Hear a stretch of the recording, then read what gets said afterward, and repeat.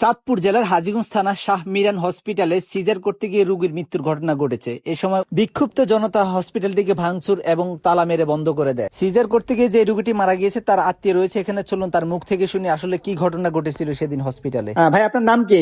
জুবাইর হোসেন। জোবায়ের হোসেন। আচ্ছা, রোগীর আপনার কি হয়? মামতো লাগে হিসাবে। মামাতো বোন লাগে। আচ্ছা, রোগী আসলে কিভাবে মারা গেছে বা কি হয়েছে যদি বিস্তারিত একটু খুলে বলতেন।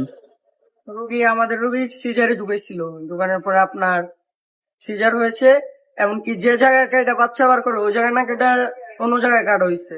কাটার পরে ভিতরে কেচি দিয়া কাইটা কেচি রাইখা দিয়া বাচ্চা বার করছে, ওটারাও সেলাই করছে। তারপরে আপনার মাথা পাকল করার যে ইঞ্জেকশন, ওই ইঞ্জেকশন দিয়ে মারা হয়েছে।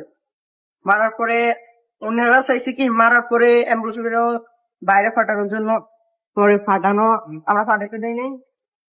আচ্ছা, ফাটাতে দেয়নি, মরা যাচ্ছে ওরাই মনে করেন না ইয়া করার চেষ্টা হয়েছিল। তো এরা ভাববো যে অ্যাম্বুলেন্সের ভিতরে মারা গেছে, তার অ্যাম্বুলেন্সে যা নিয়ে দিল অ্যাম্বুলেন্সের ভিতরে মাংস রয়েছে। পরে এখন থানায় কি মামলা হয়েছে কিনা? মামলা হওয়া হয়েছে। মামলা হয়েছে। আচ্ছা, ধন্যবাদ। দর্শক, আপনারা শুনতে পাচ্ছেন যে আসলে কি জন্য এই রোগীটি মারা গেছে এবং বিস্তারিত তথ্য। অবশ্যই ভিডিওটি শেয়ার করে অন্যকে জানার সুযোগ করে দিবেন। এই ঘটনাটি ঘটে গতকাল 19 জুন শুক্রবার রাতে হাজীগঞ্জ বাজার শাহ মিরান হাসপাতালে। এই মুহূর্তে হাসপাতালটি তালাবদ্ধ রয়েছে, কিন্তু ভিতরে যে রোগীরা ছিল তাদের এখনো ট্রিটমেন্ট চলতেছে।